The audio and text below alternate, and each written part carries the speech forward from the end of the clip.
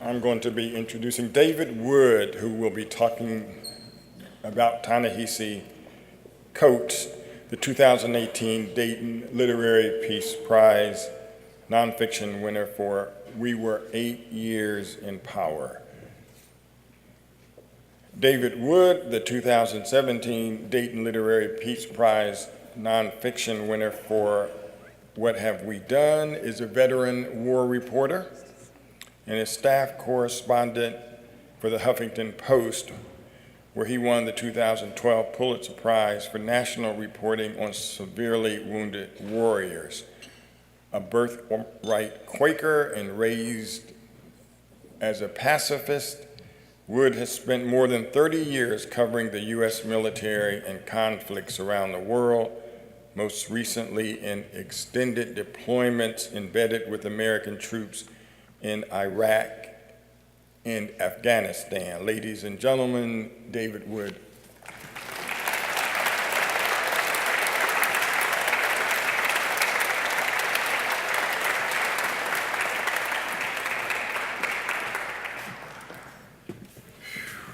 What a night. This has been absolutely extraordinary. And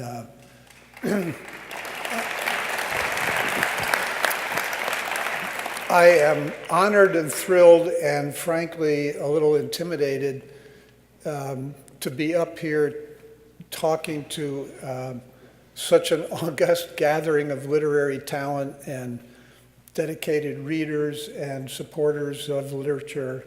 So my voice shakes a little bit. It's because I'm a little intimidated. And just an update on my employment. So I was, in fact, a staff writer at the Huffington Post, and I was laid off about a year ago. So, but that's okay. I'm having a good time. So I am a presenter, actually a presenter of someone who's not here. But I take pride in this nonetheless. And as a presenter, I got a new copy of Ta-Nehisi Coates' book, We Were 8 Years in Power, An American Tragedy. And it's a good thing that I got a new book because the book that I had of his was heavily used. So the pages were dog-eared, margins were filled with scrawls and scrawled notes and arrows and exclamation points and question marks and what the does this mean? And there were a couple of pages where there were words circled that I had to go look up.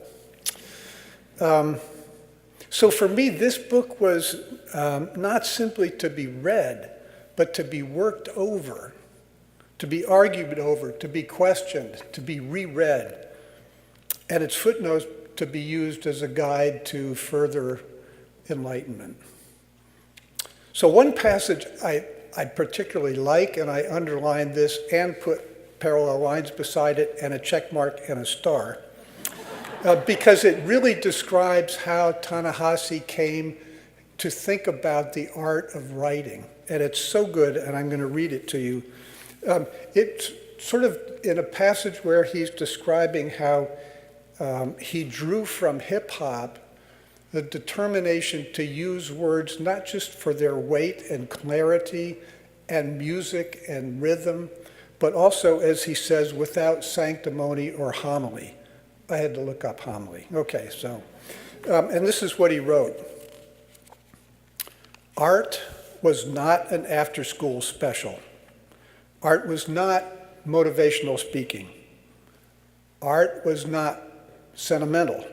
It had no responsibility to be hopeful or optimistic or make anyone feel better about the world. It must reflect the world in all its brutality and beauty, not in hopes of changing it, but in the mean and selfish desire not to be enrolled in its lie, not to be co-opted by the television dreams, to not ignore the great crimes all around us. Boy, does that sum up this book. The book we're celebrating this evening is hard and difficult and brutal in part. You know, it's a poem. It's a song of hard truths.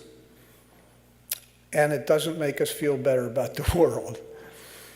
So yes, it's grappling with the most persistently difficult, ugly strain in American life, the clashing images of ourselves as a democracy in which every one of us is born created equal, and that of the white supremacist state, which continues to just subjugate millions of its citizens as it holds and wields unchanging power. You know, I like to think of this book as sort of an extended inquiry. And at one point he writes, "This is me in motion." This is Ta-Nehisi Coates wrestling with these big issues as he explores and reads and questions and interviews and thinks and rereads and rethinks. And in the best sense, this is a workbook for all of us. And so it's fitting that we're honoring this book here in Dayton because of what happened here not too long ago. So you know that I spent some time in Bosnia during the war, and I can attest to the depths of the bitterness and blindness and burning anger and fear and resentment which exploded into deadly conflict there. And to the power of what happened here as Richard Holbrooke got the leaders of that convulsed region into a room where they could begin to reach for a common understanding of the way forward.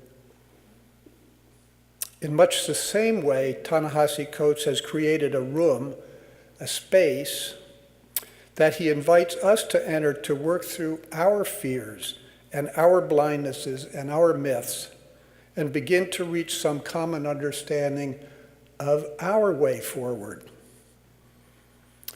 So as with Richard Holbrooke gathering these guys together at Wright-Patterson Air Force Base, there's no diplomatic niceties here, no red carpet, no glittering crystal and silverware, but just raw, hard, sometimes brutal work of struggling toward a shared understanding of the work ahead. Because there's no doubt about this, that the Dayton Accord, which we celebrate here, was only a beginning of the hard work that had to be done on the ground, the difficult and frustrating and unending work for many people in that part of the Balkans, accepting the painful need to redefine who they are. And 8 years in power offers us that same kind of space to clear away the beliefs and misconceptions to which we cling, and to begin to accept the need to redefine ourselves in relation to one another. Now, I'm pretty disappointed that Ta-Nehisi Coates isn't here tonight. For one thing, he gave a speech at West Point not long ago, and in the middle of the speech, he stopped. The entire Corps of Cadets was there. He stopped and said, "Did y'all read Grant's memoirs?" And there was like dead silence, like embarrassed silence. And he said, yeah, you all ought to read Grant's memoirs. It's a great book. I learned a lot about writing from it. So I have the copy of Grant's memoirs, which I really wanted him to sign. So I'll get him to sign. So I'm sorry that he can't be with us here this evening, but I trust that does not and should not diminish our determination to truly honor this work by recommitting ourselves to address the issues that he raises brutally and beautifully in this year's Dayton Literary Peace Prize for Nonfiction. Thank you.